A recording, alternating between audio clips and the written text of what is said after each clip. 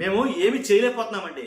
మాది చేతకాని తనమో లేకపోతే మా ప్రభుత్వం చేతకాని ప్రభుత్వమో ఏంటో మాకు అర్థం కావట్లేదు. కానీ మా వల్ల ఏమీ కావట్లా.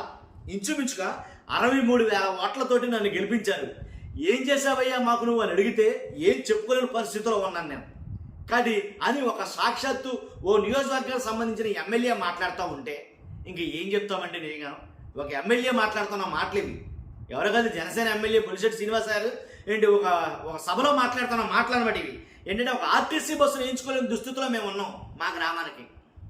కాబట్టి ఎక్కడికో తీసుకొచ్చి దింపేస్తుంది ఆర్టీసీ బస్సు మా ఊరు ఆడపిల్లల్ని. వాళ్ళు అక్కడ దిగిన తర్వాత ఇక్కడికి వచ్చే లోపల ఏమన్నా అగాయించాలి కానీ ఏమన్నా జరిగితే ఎవరి రెస్పాన్సిబిలిటీ? తర్వాత కొవ్వొత్తులు పట్టుకుని తిరిగితే ఉపయోగం ఏముంది? ఆ చేయాల్సింది ఏదో ఇప్పుడే చేయాలి కదా మేము అనేది ఆయన మాట్లాడుతున్నాడు. మన వాళ్ళు ఆయన బాధ వర్ణాతీతం అంటే నిజంగా చెప్తాను. ఫస్ట్ అయితే లైక్ చేసి చెప్తాను, ఇంకా చాలా విషయాలు ఉన్నాయి. ఎందుకంటే లైక్ చేస్తే నాకు మోటివేషన్ ఉంటుంది, ఎక్కువ మందికి ఇన్ఫర్మేషన్ షేర్ అవుతుంది. కొత్తగా మన ఛానల్ ఇస్తే పక్కాగా సబ్స్క్రైబ్ చేయండి. మీ అమూల్యమైన అభిప్రాయాన్ని కామెంట్ రూపంలో తెలియజేయండి. 17 నెలల కాలంలో ఒక బస్సు వేయించుకోలేకపోతున్నామండి అని ఆయన మాట్లాడుతున్నారు ఒక ఎమ్మెల్యేగా. కాబట్టి బస్సు ఏమో ఎక్కడో దింపేస్తా ఉంటే రోడ్డు బాగోక ఆడపిల్లలు ఎలా వస్తారు అవతలకి? వాళ్ళకి ఏమైనా జరిగితే ఏంటి పరిస్థితి? జరిగిన తర్వాత కొవ్వొత్తులు పట్టుకుని తిరిగే కన్నా జరగక ముందు చర్యలు తీసుకోవడం బాగుంటుంది కదా అని కొన్ని వ్యాఖ్యలు అయితే చేస్తాడు ఆయన. కలెక్టర్ గారికి 100 సార్లు చెప్పుకుంటాను నేను, కానీ ఏంటి ఉపయోగం ఏమీ లేదు. మీరు కూడా చూసారనుకోండి. పోనీ మా నాయకుడికి చెప్తామంటే ఆయన ఏమో బిజీగా ఉన్నారు పవన్ కళ్యాణ్ గారు. పోనీ చంద్రబాబు నాయుడు గారి దగ్గరికి వెళ్దామా అంటేనేమో ఆయనేమో మమ్మల్ని అసలు పట్టించుకోరు. ఇదండి పరిస్థితి. మీరు కూడా చూశారు కదా అని నాదెండ్ల మనోహర్ గారికి, అదే వేదిక మీద ఉన్న నాదెండ్ల మనోహర్ గారికి ఆయన బాధను వెలిపించుకున్నాడండి. కాబట్టి ఆయన మాట్లాడుతున్నాడు. కూటమికి వ్యతిరేకంగా మాట్లాడే ఎమ్మెల్యేలు కొంతమంది ఉన్నారు, మంత్రులు కొంతమంది ఉన్నారు. తమ బాధను చెప్పుకోవడంలో ఎదురు తిరిగి మాట్లాడే వాళ్ళు కొంతమంది ఉన్నారు.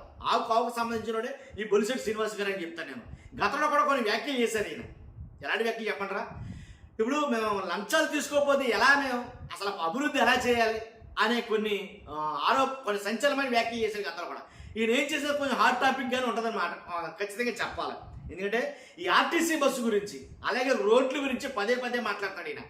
రోడ్లు వేయించుకోలేని దుస్థితిలో మేము ఉన్నాం, రోడ్లు పట్టం లేదు, మా బాధ ఎవరో చెప్పుకోవాలి, మాకేమైనా నిధులు కల్పించండి. కాబట్టి మమ్మల్ని గెలిపించిన ప్రజలకే మేము ఏమని చెప్పుకోం, మా ముఖం ఎలా చూపించుకోం, మాకు చేత కావట్లేదు, మాది చేతకాని ప్రభుత్వాన్ని మేము ఎలా చెప్పుకోవాలి, ఇలా కొన్ని వ్యాఖ్యలు అయితే చేశాడు ఆయన. ఆ వ్యాఖ్యలు నేను మీకు వినిపిస్తాను ఖచ్చితంగా. కాబట్టి ఆ వ్యాఖ్యలు విందురు కానీ మీరు ఒకసారి వినండి, చెప్తాను. సార్ 6 సంవత్సరాలు అయింది సార్ మా ఊరు బస్సు వచ్చి. మీరు చూశారు, ఆడపిల్లలంతా సాక్షి సెంటర్లో దిగుతారు సార్. వాళ్ళు దిగి తెల్లవారుజాము తీసుకొచ్చి ఇక్కడికి వచ్చినప్పుడు ఏదైనా జరిగితే ఆడపిల్లలకి తర్వాత వెళ్ళి మన నివాళులు అర్పించితే ఉపయోగం లేదు సార్. అది జరగకుండా చూస్తారనే మనకు ఓట్లు వేశారు సార్. ఇవాళ ఈ కాన్స్టిట్యున్సీలో 63,000 ఓట్లతో మమ్మల్ని గెలిపించారంటే ఈ ప్రజలకు నేను ఏమి రుణం తీసుకోవాలో నాకు అర్థం అవుతలేదు సార్. 15 నెలల కాలం అయింది, ఏం పని చేస్తారు మీరంటే ఏం చెప్పాలో కూడా అర్థం అవుతలేదు సార్. ఈరోజు ప్రజల కష్టాల్లో ఉన్నారో, ప్రజలు కష్టపెడుతున్నారో కూడా అర్థమైన పరిస్థితిలో ప్రభుత్వం ఉంది. ముఖ్యమంత్రి గారు చెప్పి కొంచెం ఇన్ఫ్రాస్ట్రక్చర్ మీద మా కాన్స్టిట్యున్సీలోనే ఎంతో కొంత డబ్బులు ఇప్పిస్తే, ఆ రోడ్డు వేస్తే మరి నిజంగా కూడా జనం అందరూ కూడా సంతోషిస్తారు. ఎందుకంటే 7 సంవత్సరాలు అయింది సార్ రోడ్డు వేసి. నేను కలెక్టర్ గారికి 100 సార్లు చెప్పాను సార్, ఆవిడ కూడా చూశారు పాపం, ఏం చేయలేని పరిస్థితి. కాబట్టి అందరూ కూడా ప్రజల మాటని మీకు వినిపించారు సార్. మమ్మల్ని దృష్టిలో పెట్టుకోమని మా మనోహర్ గారిని, ఎందుకంటే మేము కష్టం వస్తే మీకే చెప్పుకుంటాం. ఎందుకంటే మన నాయకుడు ఉన్న పరిస్థితి తలములుగులు అయ్యి అక్కడ ఉన్నప్పుడు లేదా చంద్రబాబు నాయుడు గారి దగ్గరికి అయ్యా అంటే ఆయన మన ఇంక చూడటం ఏం చేయాలో అర్థమైన పరిస్థితిలో ఉంది. కాబట్టి మంచి ఆలోచన చేసి. విన్నారుగా ఆయన మాట్లాడిన మాటలు, బొలిశెట్టి శ్రీనివాస్ గారు మాట్లాడిన మాటలు. నిజంగా ఆయన బాధ వర్ణాతీతమని చెప్పాలి. ఎందుకంటే ఇప్పుడు పరిస్థితి ఎలా ఉందంటే మాకేం జరగట్లా, మా వాళ్ళేం కావట్లా, మేమేం చేయలేకపోతున్నాం.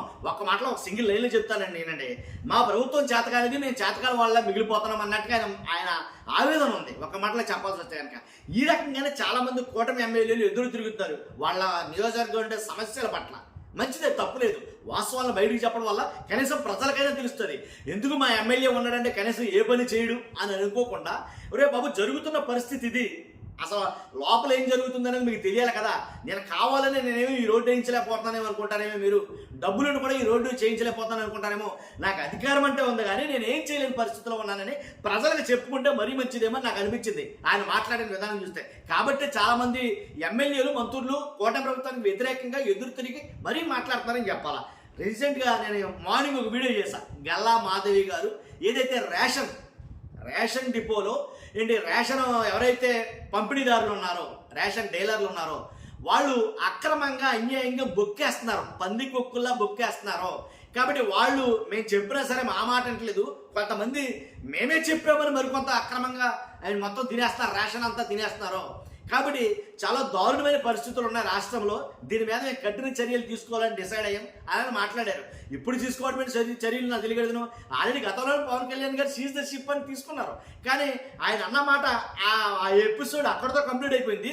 షిప్పులు మాత్రం వెళ్తానే ఉన్నాయి, అవి మాత్రమే ఆగల.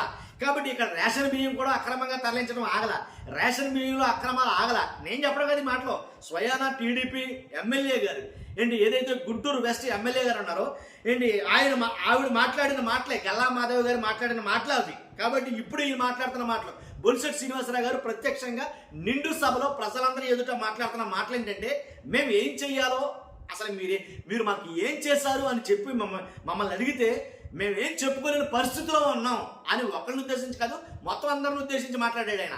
కాబట్టి రాష్ట్రంలో కూటమి ఎమ్మెల్యే చాలా మంది ఎమ్మెల్యేల పరిస్థితి అలాగే ఉంది. పైపెచ్చు మరి ముఖ్యంగా జనసేన ఎమ్మెల్యేల పరిస్థితి అయితే ఇలాగే ఉందేమో నాకైతే అనిపించింది. కొంచెం లోతుగా స్టడీ చేస్తే. ఎందుకంటే వాళ్ళ విషయంలో నిధులు కానీ అలాగే కొన్ని జారీ చేయడంలో కానీ కొంచెం వెసులుబాటు అనేది తక్కువగా ఉందేమో నాకు అనిపించింది. మ్యాక్సిమం రాష్ట్రం మొత్తం అలాగే తగిలింది అనుకోండి, అసలు వేరే విషయం. కాబట్టి ఇలాగైతే కనుక ఆంధ్రప్రదేశ్లో జరుగుతుందని ప్రత్యక్ష సాక్షిగా చెప్తున్నాడు ఆయన బొలిశెట్టి శ్రీనివాస్ గారు. కాబట్టి రోడ్లు బాగాలేదు అన్న మాట ఆయన చాలాసార్లు మాట్లాడుతున్నాడు. ఆయన నియోజకవర్గం ఒకటే కాదండి, మొత్తం రాష్ట్రం మొత్తం కూడా అలాగే ఉన్నాయి. రోడ్ల విషయంలో వైఎస్ఆర్సీపీ నాయకులు అయితే కనుక, కార్యకర్తలు అయితే కనుక, వాళ్ళ అభిమానులు అయితే కనుక బీభత్సంగా అసలు ఒక రకంగా ఎండగడతారని చెప్పాలి కూటమి ప్రభుత్వాన్ని. ఎందుకంటే పాలు పోసి టీ ఎత్తుకొని ఇలా ఒకటి కదా చాలా చాలా దారుణంగా అయితే రోడ్లు అయితే ఉన్నాయి. మెయిన్ కూటమి ప్రభుత్వం అధికారంలో రావడానికి గల కారణం ఏంటంటే వైఎస్ఆర్సీపీని బద్నాం చేసిన అంశం ఏదన్నా ఉందంటే కనుక రోడ్లు. కాబట్టి ఇలా జరుగుతుంది, వాళ్ళ ఎమ్మెల్యేలు చెప్తున్నారు. చూస్తున్నాం, మీరు అందరూ కూడా మీ అభిప్రాయాన్ని కామెంట్ రూపంలో తెలియజేయండి. ఫస్ట్ అయితే లైక్ చేయండి. Thank you.